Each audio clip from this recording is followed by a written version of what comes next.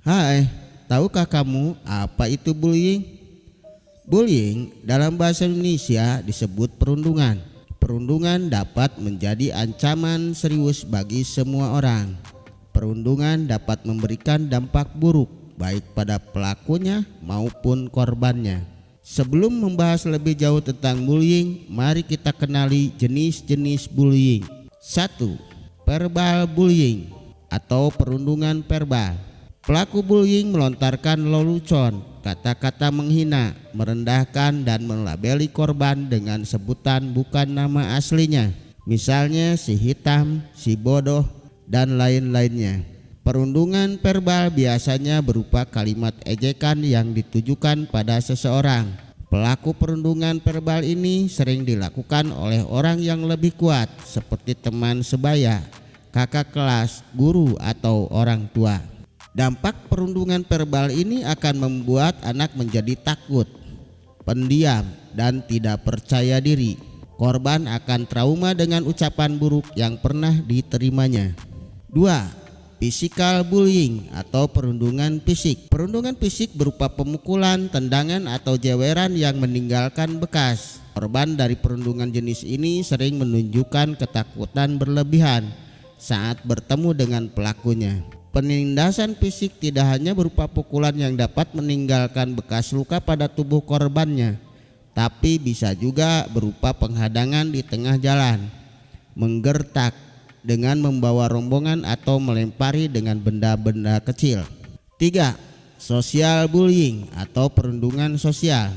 Perundungan sosial dapat dikategorikan intimidasi secara tidak langsung yang dilakukan oleh seseorang atau secara berkelompok. Pelaku mengajak atau mengintimidasi teman-temannya agar mengucilkan korban. Bisa juga karena korban dicap sebagai keturunan jahat, sehingga orang tua pun sering melarang anak-anaknya bergaul dengan anak yang dicap jahat tersebut. Akibat dari perundungan ini, korban akan mengalami depresi. 4. Cyberbullying atau perundungan dunia maya. Perundungan dunia maya terjadi pada komunikasi melalui internet seperti WhatsApp, Facebook, dan aplikasi lainnya. Pelaku perundungan ini membuat komentar-komentar yang tidak menyenangkan, mengupload foto atau video yang dapat mempermalukan korban. 5. Sexual bullying atau perundungan seksual. Perundungan seksual terjadi karena pelaku terdorong oleh hasrat biologisnya. Pelaku mengincar korban dengan cara melecehkan berupa tindakan mengelus, mengedipkan mata, bersiul, atau yang lebih berbahaya adalah menyekap korban untuk menjadi pemuas nafsunya. 6. Prejudicial bullying atau perundungan ras golongan tertentu. Perundungan jenis ini biasanya pelaku melakukan aksi dengan cara menirukan gaya bicara korbannya dan menirukan kebiasaan suku korbannya atau dengan mencela rasnya. 7. Financial bullying atau pemalakan. Perundungan jenis ini memaksa korban untuk mengeluarkan uang atau benda berharga miliknya. Contohnya seperti menodong, memeras, dan memalak. Faktor-faktor penyebab terjadinya bullying antara lain. 1. Keluarga. Pelaku bullying seringkali berasal dari keluarga yang bermasalah, orang tua yang sering menghukum anaknya secara berlebihan, atau situasi rumah yang stres, agresif, dan bermusuhan. Anak akan mempelajari perilaku bullying ketika mengamati konflik-konflik yang terjadi pada orang tua mereka dan kemudian menirunya terhadap teman-temannya. 2. Sekolah. Sekolah yang tidak kondusif bisa menjadi penyebab munculnya bullying. Misalnya berupa hukuman yang tidak membangun sehingga tidak mengembangkan rasa menghargai dan menghormati antara sesama anggota sekolah. 3. Faktor kelompok sebaya.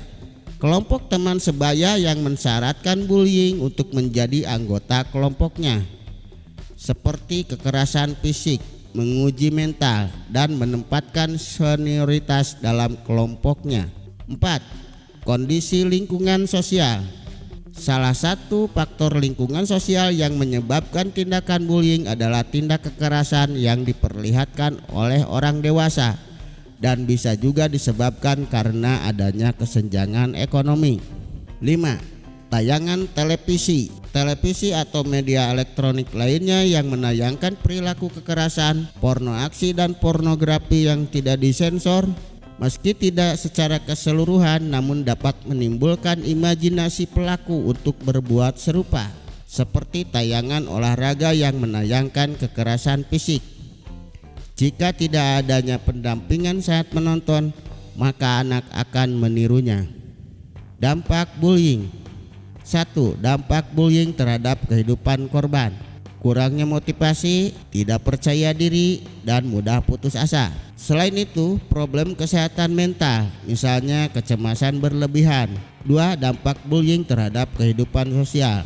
Pewarisan lingkaran kekerasan secara turun-temurun atau dari generasi ke generasi. Tetap bertahan kepercayaan yang keliru bahwa orang tua mempunyai hak untuk melakukan apa saja terhadap anaknya, termasuk hak melakukan kekerasan. Kualitas hidup semua anggota masyarakat merosot sebab anak yang dianiaya tak mengambil peran yang selayaknya dalam kehidupan kemasyarakatan. 3. Dampak bullying terhadap kehidupan akademik. Bullying berhubungan dengan meningkatnya tingkatan depresi, agresi, penurunan nilai akademik. Bullying juga menurunkan skor tes kecerdasan dan kemampuan analisis siswa. Cara mengatasi bullying. 1. Sekolah dan keluarga menciptakan kultur yang aman, nyaman, dan sehat sehingga anak dapat berinteraksi dengan baik. 2. Guru dan orang tua perlu mengajarkan kepada anak untuk menyelesaikan masalah bukan dengan cara kekerasan dan main hakim sendiri, melainkan dengan pendekatan musyawarah bersama untuk mencari solusi yang terbaik. 3. Guru dan orang tua menanamkan nilai-nilai agama dan moral yang baik sehingga anak bisa saling menghargai dan menghormati. 4. Guru dan orang tua melakukan pendekatan konseling kepada anak yang mengalami bullying sehingga anak tidak memiliki trauma berkepanjangan. 5. Guru dan orang tua perlu bekerja sama untuk menangani bullying dengan musyawarah yang baik sehingga dapat mencari solusi yang terbaik. Terima kasih telah menonton. Wassalamualaikum warahmatullahi wabarakatuh.